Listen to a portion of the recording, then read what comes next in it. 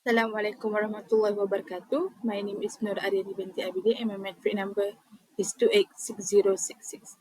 I will continue with the question 1, which is summary the background facts for case given, types of facilities and securities.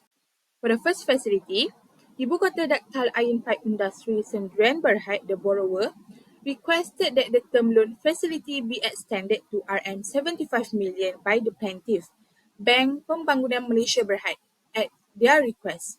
Both defendants serve as guarantors for the suit, as the purpose of this facility is partially financing the acquisition of specialized machinery and equipment for the borrower's project to produce ductile iron pipes and the fittings that go with them.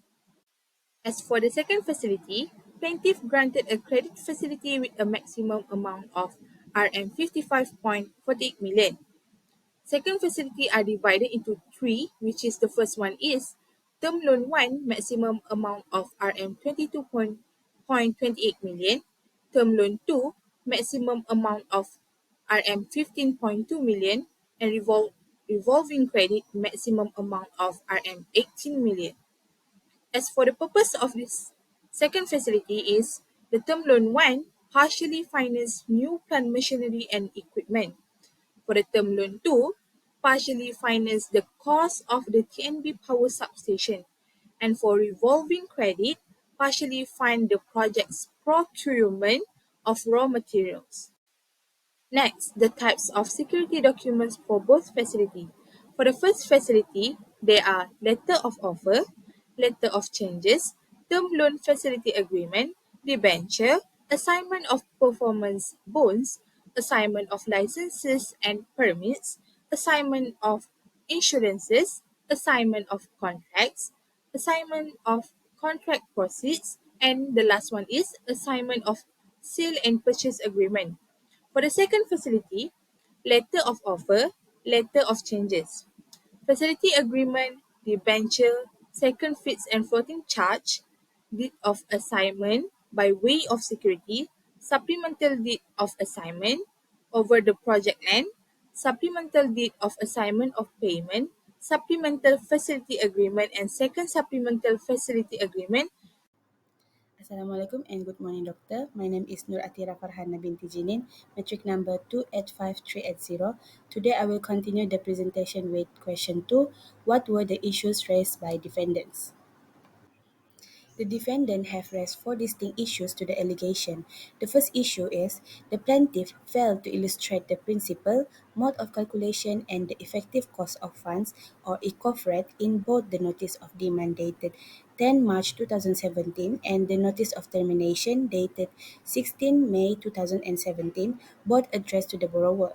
The court view for this issue is they have dismissed this argument, deeming it irrelevant and ineffective.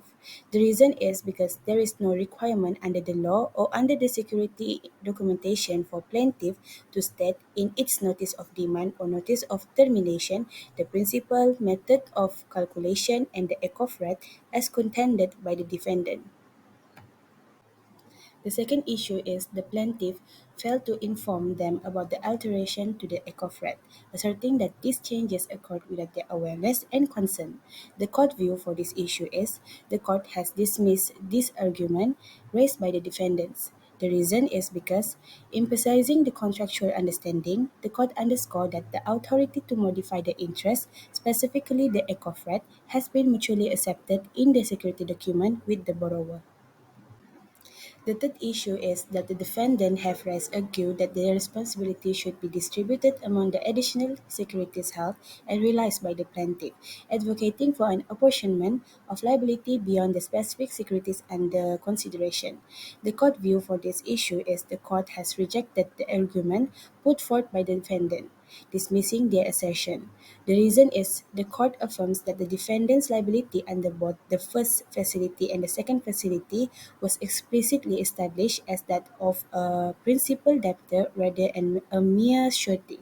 Consequently, considering the agreed upon terms, the contention for the apportionment of liability based on other securities held and realized by the plaintiff is deemed irrelevant. The last issue is the defendant argued that plaintiff's appointment of a receiver and manager and the incomplete disposal of securities prevent plaintiffs from filing these suits against them. Court view, the court rejected the argument by the defendant, dismissing the assertion.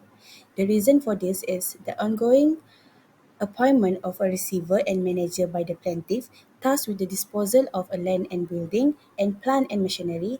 The court underscores that plaintiff retains the right to invoke the guarantee and pursue legal action against both defendants to recover the complete outstanding sum under both the first and second facility.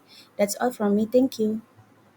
Assalamualaikum. I'm AMALINA binti WAHAB. Okay, for the question number 3, does the plaintiff have the right to enforce the guarantee provided by defendants due to loan facility be in default? Okay, yes, the plaintiff has the right to enforce the guarantee offered by the defendants because the loan facility is in default. Both defendants do not contest their obligation as guarantors. They just dispute the amount claimed by P.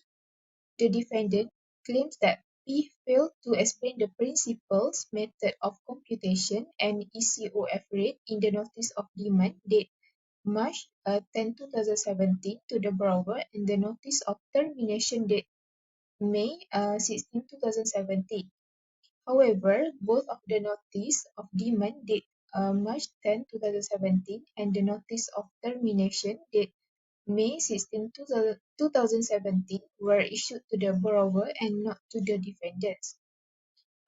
Concurrent with the notice of termination, a similar demand was placed on both defendants as guarantors via a notice of demand date May 16, 2017. The borrower and defendants never disputed any of the notice of demand or notice of termination given to them. And also, defendant failed to challenge the calculation established in the P statement of account for the total overdue sum under the first and second facilities with any proof other than simple denials. So I think that's all from me. I will pass to the next presenter. Thank you. Assalamualaikum doctor. My name is NURAZMI binti Wong and my matric number is 286285.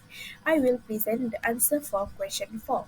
Question 4 is, do the defendants have the rights to condemn plaintiff when the plaintiff failed to inform the defendants on the change of rate, which they claim that the change were outside of their knowledge and consent? Give your opinion. In this case, Ibu Kota Realty Sendirian Berhad and Lo Chiak Hong are the guarantors for certain borrower for a loan facility where the borrower is defaulting, and the plaintiff is the bank. The defendants have no right to contend with the plaintiff.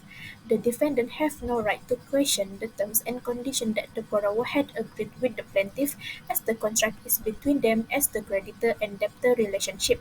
Besides, in the contract, the borrower already agrees that the plaintiff has the right to vary the ECOF rates. So, even if there is a change in the ECOF rates, it is still valid as it is already mentioned and agreed upon by the borrower in the contract. Moreover, the plaintiff also provides the statement of account as of 31 January 2022, which is undeniable and accurate evidence against the defendant. The defendants can only charge the plaintiff if they can provide or show any errors in the evidence provided by the plaintiff. In conclusion, the defendant has no right to contend with the plaintiff as the plaintiff is only doing his task and obeying all the terms and conditions stated in the contract between the plaintiff and the borrower. That's all from me. Thank you. Assalamualaikum. My name is Tuan SYARIFAH binti IBRAHIM. My matric number is 286-287. Now I will present to the last question. Question number 5, which is explain the type of the guarantee for the dependent 1 and dependent 2 and their liability as principal debtor. Now I will present the answer. For the first, the guarantee document executed by the defendant 1, D1 and defendant 2, D2 establish their liability as principal debtor rather than merely as surety. The guarantee for both D1 and D2 are additionally security to the bank and are not impressed by the creation of the other security. The guarantee also states that defendant liability shall be affected, discharged or dismissed by the extension, rival, alteration or variation of the loan agreement or any dealing between the borrower and the bank. Additionally, the guarantee may be enforced without the first having resources to any other security or right, or without taking any step or proceeding against the borrower or any other surety, guarantor and indemnifier. Therefore, both the D1 and D2 are liable as principal debtor under the guarantee document, and their liability is not affected by any subsequent action or agreement between the bank and also the borrower. So that's all from me. Thank you.